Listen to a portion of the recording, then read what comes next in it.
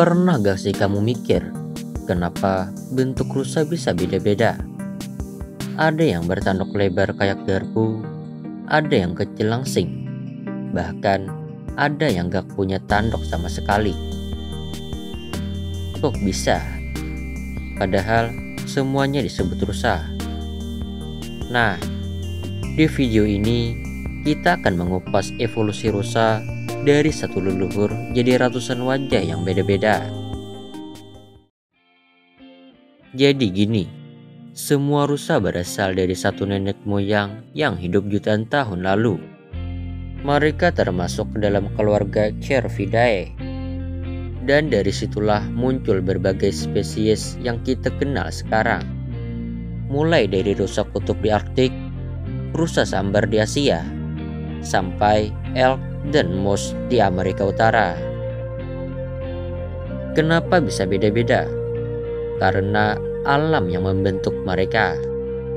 Lingkungan yang keras, pemangsa, musim dingin ekstrim, sampai makanan yang tersedia. Semua itu ikut berperan membentuk tubuh mereka. Lihat rusa kutub. Mereka punya bulu tebal banget dan tanduk besar. Bukan cuma buat bertahan di cuaca dingin, tapi juga buat menggali salju demi cari makan. Sementara di Asia Tenggara, kayak rusa Timor atau rusa sambar, mereka lebih ramping dan gesit.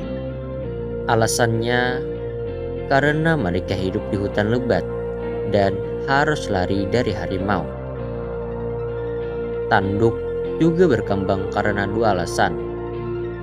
Satu, untuk bertarung dan menunjukkan dominasi.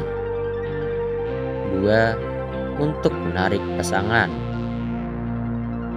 Semakin besar dan rumit tanduknya, semakin keren di mata betina.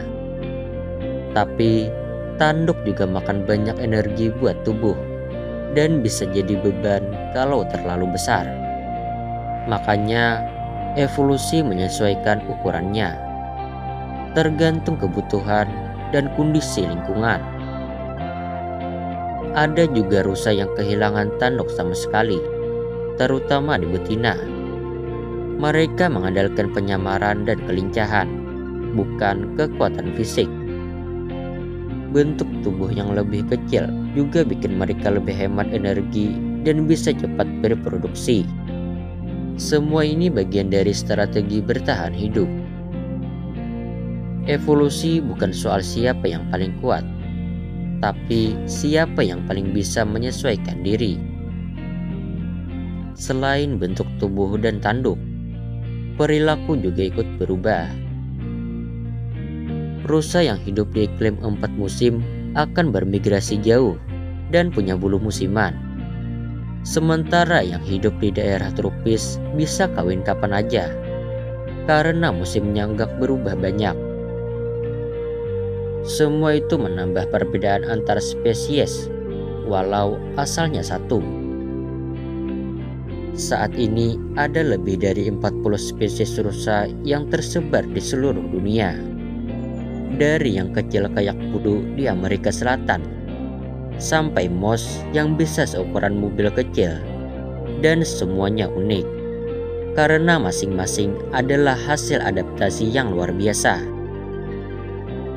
Jadi, kalau kamu lihat rusa di kebun binatang, di alam, atau di film, ingat, mereka bukan cuma cantik dan elegan.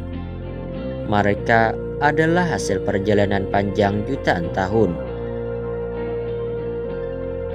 Kalau kamu suka video ini, jangan lupa like, share, dan subscribe untuk video menarik lainnya. Sampai jumpa di video berikutnya. Iwild Neural.